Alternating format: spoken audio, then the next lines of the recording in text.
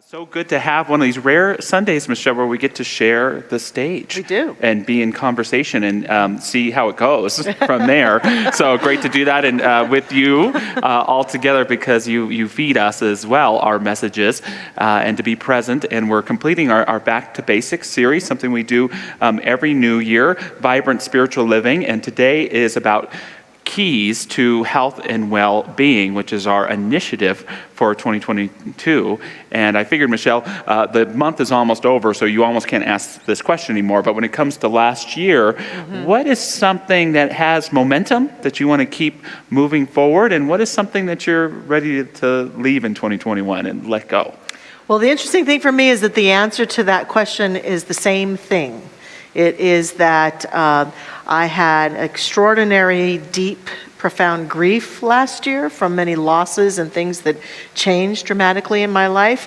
And I'd like to let go of the deep pain of that. But at the same time, I see the wisdom that came with that deepened pain that I'm carrying forward into this year to continue to deepen my spiritual path, to continue to deepen and open my heart. It felt like my heart got burst open from that degree of grief. And there's a heart opening in that feels like it's still relevant and has momentum for me for this year. Yeah, it's so powerful. What a powerful way to open a message, is to have the thing that you need to let go of and the thing you need to move forward with be the same thing. And does it have something to do with fully acknowledging the grief that allows you to move into turning into something constructive for you? Absolutely, because I think that I talk about a lot, because I think it bears repeating for myself and all others that our teaching is not a teaching of denial.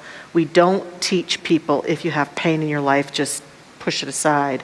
And so that deep pain informs and uplifts and allows me to feel the deep joy also. Yeah, and there's no doubt that it's painful, and yet, in our teaching, getting back to basics, can we recognize that everything that comes up from me comes up for me?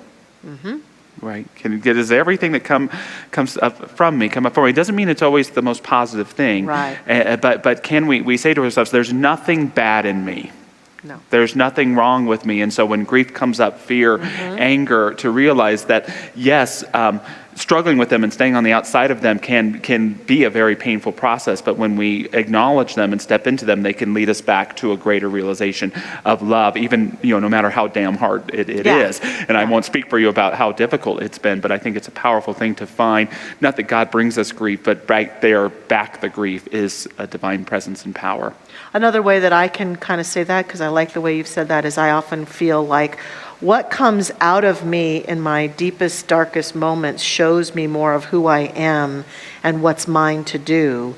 And that reunites me with myself in a way that I couldn't do otherwise. We think we know ourselves, but then when that deep stuff rises up, we get to really see, and the joy of seeing even the pain and the darkness and the frustration and the anger and the wish for something to be different shows me more of who I am and helps me embrace something bigger in my life. So it's been a great gift. And for all of us, I think it's a big thing to say, I've come out of a pandemic year healthier than ever. Yeah. Right? That's what we want to be able to say, not make it up.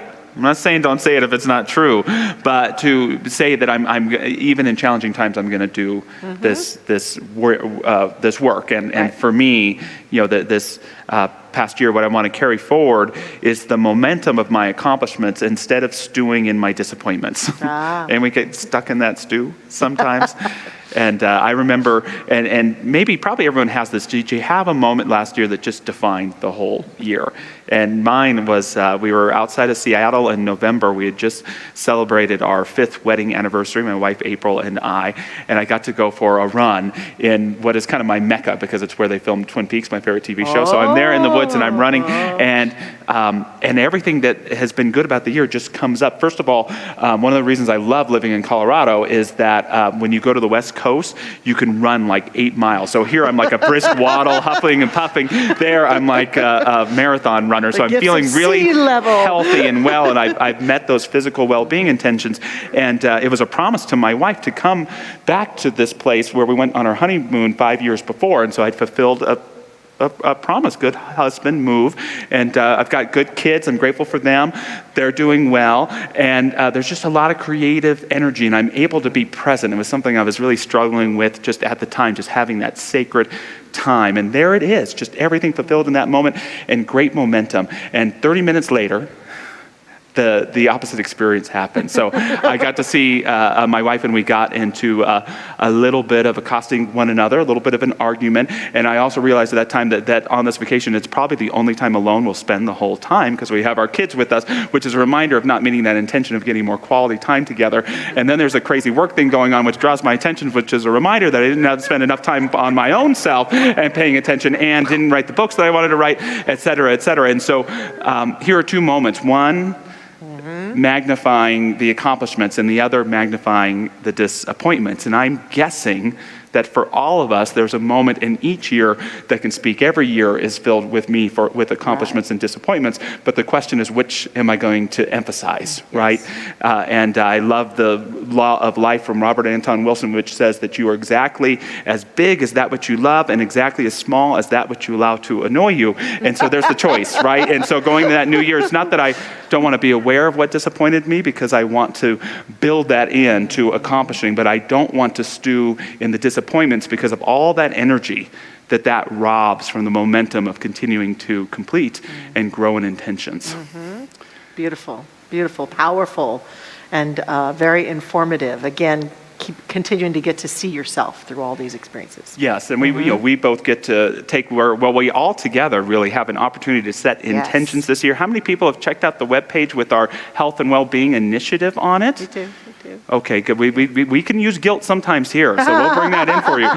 But when you go to that page, we're all invited as a community to improve our health and well-being spiritually this year, emotionally, psychologically, physically, in our lifestyle, in our relationships, in our work, all those things. And there's a little worksheet on there. You just click on it, and it invites you to set motivating and specific intentions for what you want to accomplish in your health and well-being this year. And I'll spill it right here in front of God and everybody. And confess. For me, physically, I want to be healthy, but I want to be healthier psychologically towards my body. I want to be more compassionate towards my body, not just in what I consume, but in limiting my judgments about myself and being more self-accepting. I want to renew my marriage. You have a little baby and it's 3 years old, and you turn around and you look at your partner and you say, who the hell is this person, right? Or some of you've been married 25 years and you turn around and say that. We could become a mystery. So I want to get to know who my wife is again, and have her get to know me again, and really, really grow in that. And both spiritually and psychologically, Michelle, I want to increase creative, sacred time. Yes. I'm okay being busy. I love being busy, but for every stitch of busyness, I want a stitch of sacred time in there too, to find balance, because I notice when I take that sacred or creative time, even if it's working or writing, it fills me up and gives me the energy to bring more awareness to whatever is on the to-do list. So that's what is on mine. What's on yours? Beautiful. Well, mine, when I filled the form out physically, I use this time. I have been sugar-free and gluten-free for 4.5 years now. And so I used this time to renew my commitment to that because it helps me feel and stay centered. I notice that without sugar and gluten in my physical form, it helps me feel less foggy-brained and more connected in every way possible. So it serves me. I had a little glitch with it, but you got me. I'm like, I only had 2 White Claws last night, so you got me. And then and movement, which is also physical and lifestyle, just more physical movement. I'm one of those people who finds creative ways to get movement into my experience, like maybe turn on music and dance around the house when no one's looking, and just have a good time singing out loud and being a little bit crazy, which is good for my lifestyle. A little bit crazy is very good for my lifestyle. I also think for my lifestyle, I didn't mention this at the first service, but I've come to the place in my life where I'm at the age now where I think I'm tired of wearing high heels, ladies. Yeah. And maybe some of the other expressions in this life who also might wear heels. I'm wearing more comfortable shoes now, and that's important to me. And then also, I would say spiritually, there has been this deep call to continue my deepened spiritual practice, which also I think includes silent retreat, quiet time, withdrawing from the world for longer periods than just my morning practice, and just really being with myself as I continue to work with and process the grief from last year. That's going to be important, I think, for me this year. And I also believe that a huge part of what's important to me is the continuing to align myself with the divine. I have had so many key moments in my life where I feel guided by a deep voice, a real clear sense of guidance. And what I know that takes is maintenance of that relationship, a willingness to go each day into the silence and into the quiet and attune myself to that inner voice so that it's available to me as my deepest and most profound security. Because we can get so tempted to believe that everything out there and everyone out there is our source of security for emotional, physical, mental, spiritual security. That if I have enough people, or if I have enough money, or if I have enough of a job, or if I have enough opportunity, or if I have enough health and well-being, then I can know that my life is good. I think Daniel's song about just raising a kind child. What is the important things in my life? And I know for me, that attunement really is important. And that leads me to my first key. I'm going to make that transition. Good segue. I know, my first it's key. It's not normally we get to do that in the middle of a message. Watch this segue, everybody. Bada boom. My first key is about anchoring our truest sense of security in the divine.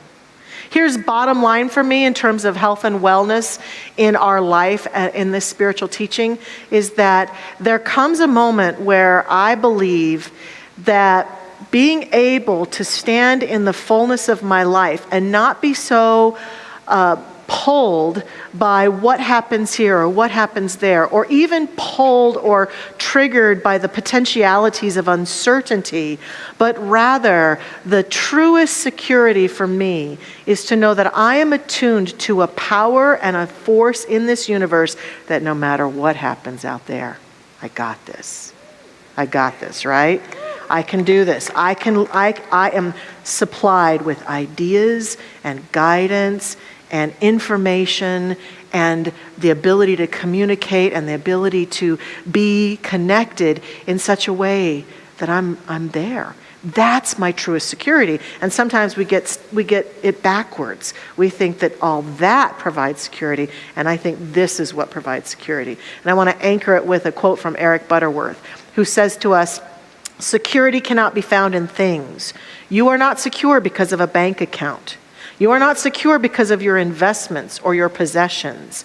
Security can be experienced in one way only, by identifying yourself as a channel for the flow of infinite mind." And so for me, when I do this work on a daily basis, that's what I'm anchoring into, is that I feel that flow of that divine source moving through me, in me, and as me, and that's my truest security. That's beautiful, right? To be able to, yes. Yeah. Yeah. And part of that is moving past our disappointments or those challenges to know that divine mind is operating in us and defines us more than those experiences. That we can have a bad experience or a challenging experience, and it doesn't say anything about who we are. It's how we express that, and that's what that divine mind and this divine teaching gives us. Absolutely. Key number 2 is to make sure whatever your intentions are, and hopefully you're thinking about your intentions for your health and well-being this year as we're giving this message, but make sure that you can hit your target every day. Make sure that you can hit a target every day. There's nothing wrong with having big, wide, massive goals, but if you're not in the way of meeting them every day, you might miss them. Michelangelo, the great painter, was famous for saying that it's better to aim high and miss than to aim too low and to hit, right? To settle into a life that's not what you're designed to be. And there's nothing wrong with that from a big perspective. But in the everyday perspective, I love something Thomas Fuller said. He said, missing the target, you can do it just as much by aiming too high as too low. And so I'd invite you to think if it's being in better shape, if it's having a more healthy partnership, if it's greater peace of mind, don't just say, hey, I'm choosing to be in better shape right here and right now. I wish it worked that way, but it doesn't. I have to make those little daily choices that make being in better shape the byproduct of those choices.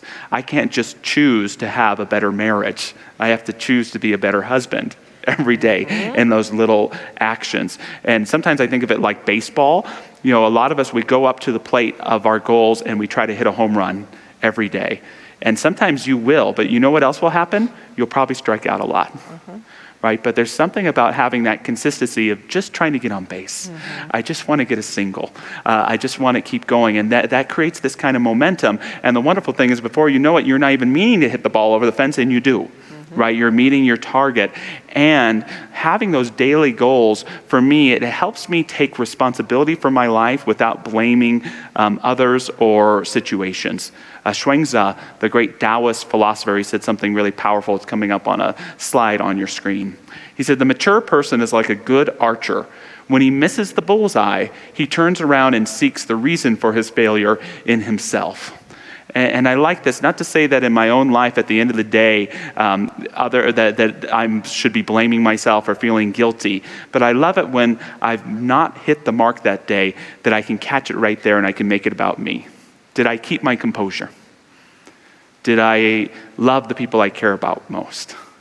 Did I focus on what I love instead of what I let to annoy me? And I can be pretty honest with the answer. And always remember, of course, that tomorrow is the new day. But it's so easy to get caught up in the stories of how other people are getting in the way of my happiness or my success. So a big example of that for me, Michelle, this past year during the pandemic times, I'm a little ashamed of it, is my wonderful son, who I got to talk about last week, had this habit of waking up in the middle of the night and taking all the ice cubes, which meant that I didn't get to make my breakfast smoothie in the morning. And you know how little things can cause us to create little stories? So there I was in the morning, empty ice tray, and I'd go to either two directions. One is the victim place. Oh, sure. Nobody cares about me. Nobody cares that I have my morning smoothie. And then the other times I would go to the more ogre place of that little brat is getting in the way of me having the smoothie. And so last week I gave a loving message to my son. Today it's, if you're ever watching this, please refill the ice trays. But there's another solution, which is to take an ice tray and hide it, right? And sometimes we forget that. Sometimes we get so caught into the victim or persecutor narrative of where we're at, but that it becomes more important than getting what we want and getting what we need. And that's part of that everyday focus on your success, is whatever's in your way, yes, hold accountable, but get your needs met first. Take care of yourself first, and then address those things around you. And then you'll be a much happier smoothie drinker. I love how you're talking about the little consistent choices that really do build momentum towards what it is that we want. And I think we do underestimate that at times. Yeah, and when we take care of the little things, in my experience, the big things take care of themselves. Yep. That little action, that little bit. And so mine also, third key that I want to offer is about tending to the garden of the mind, which we talk and teach about a lot here. The importance of exactly what Josh just demonstrated. Walking towards something, noticing it, and then noticing what we're thinking. Am I thinking of myself in this moment as the victim or the victor? Am I thinking of myself as someone who can't do this? If I had a moment of failure or a moment of challenge, how do I do that? And a lot of this is about paradigm shifting. And this is something that I love about our teaching, and have said many times that I think one of the greatest things that this teaching has ever given to me is the ability to witness my own thinking, to be the observer of the thought processes that go on in my head. Because once I can observe what it is that I'm thinking about myself, about anybody else, or about something in life, I can shift it. I can ask myself, is that a thought that I want to have manifest in my life? Is that a thought that I want to come to fruition?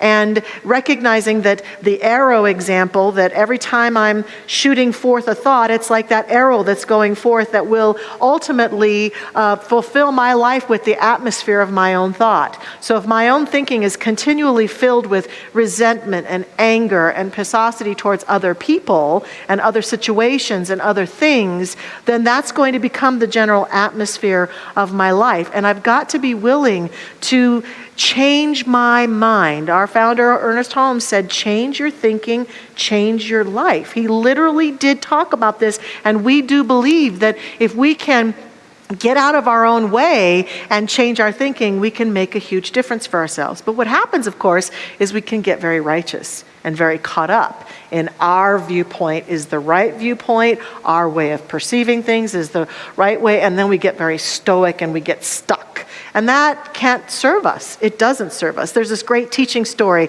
that has been demonstrated in a lot of different cultures, sometimes in a joking way. There's some urban legend ideas that this might actually have happened at one point.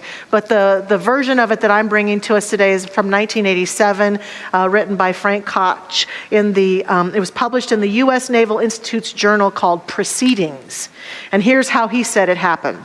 He said, 2 battleships assigned to the training squadron had been at sea on maneuvers in heavy weather for several days. I was serving on the lead bad ship and was on watch on the bridge as night fell. The visibility was poor with patchy fog, so the captain remained on the bridge keeping an eye on all activities. Shortly after dark, the lookout on the wing of the bridge reported, light bearing on the starboard bow. Is it steady or moving astern, the captain called out. Lookout replied, steady, captain, which means we were on a dangerous collision course with that ship. So the captain called to the signalman, signal that ship, we're on a collision course. Advise you to change course 20 degrees. Back came a signal, advisable for you to change course 20 degrees. In reply, the captain said, send, I'm a captain, change course 20 degrees. And the reply came, I'm a seaman, second class. You had better change course 20 degrees. And by that time, the captain was furious. He spit out, send, I'm a battleship, change course 20 degrees. To which came back the flashing light, I'm a lighthouse. We changed course, he said. And I love this story because it reminds me of those moments that I get so, oh, you do it my way. No, you do it my way. I want it my way. And I get very anchored in my righteousness. And that has caused me to have collisions with things and people and situations that had I just taken a deep breath and maybe investigated a little more, challenged myself a little bit more on the direction of my thinking, invited myself to get out of my own paradigm and step out and look at the situation, whether it's Gavin and ice cubes or whatever it is, that then I can see things from a different viewpoint and maybe make a different choice that will serve me better. And this teaching is all about the health and wellness of the mind, the garden of the mind. And so we can't discount this. We must constantly, as Josh has said, take accountability for our own thoughts, our own reactions, our own energy towards things and people, recognizing that we can take steps to shift that at any time we choose to, and that is just a choice away. That's an important key for me. Yeah. I love that too, Yeah. Michelle.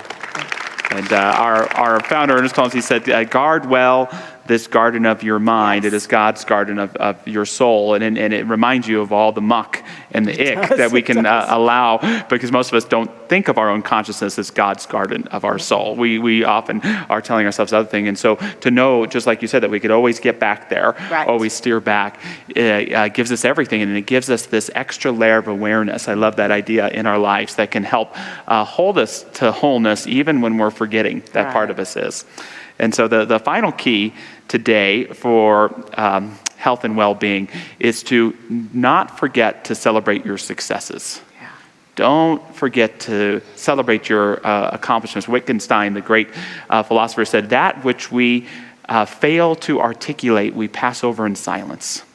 And in a spiritual sense, to me, that means that for us, for so many of us, there's so much love there, so much kindness, so much good, so much blessing that we don't stop to articulate, that we don't stop to appreciate, that we don't stop and Therefore, it doesn't mean that it doesn't exist, but we don't quite embody it. It doesn't quite move into the pores, and it doesn't quite weave into our lives the way that we should.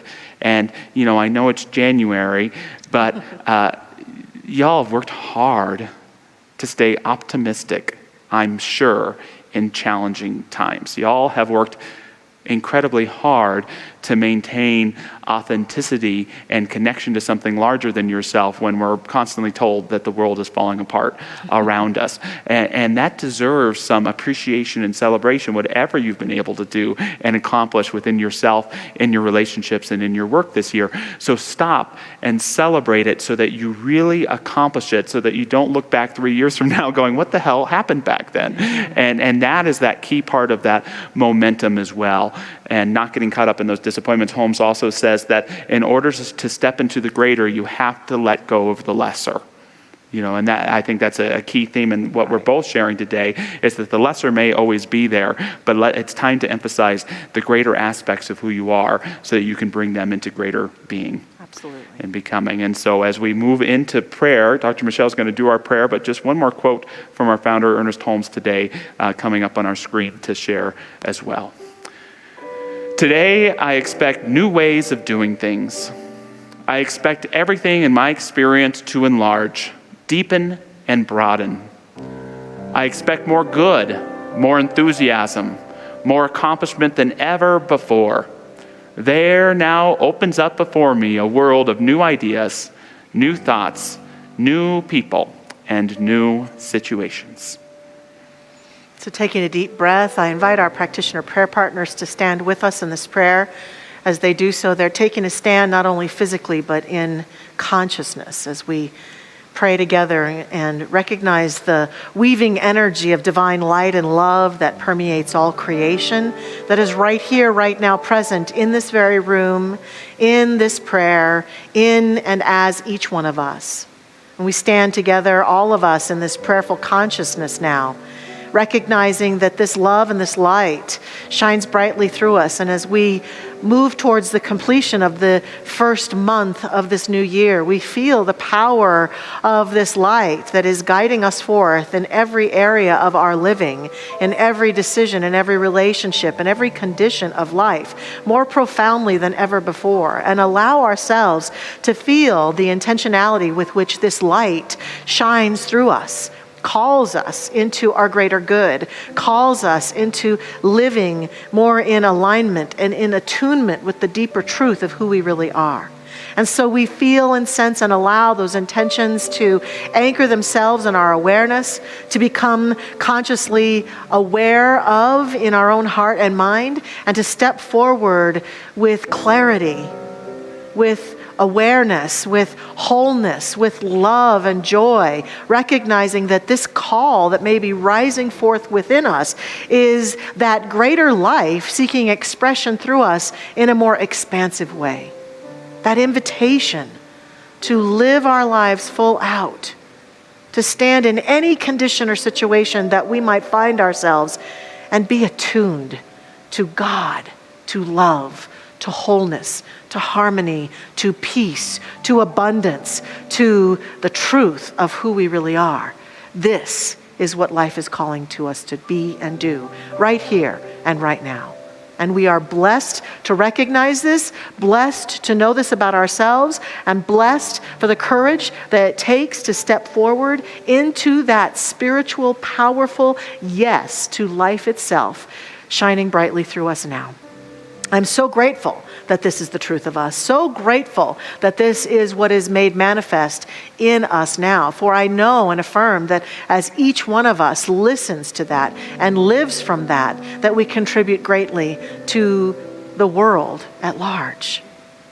Oh, what a great gift. And so I just see this prayer now released into the action of that law that makes it so. I let it go. I let it be. It is done. Thank you, life. And so it is. Amen.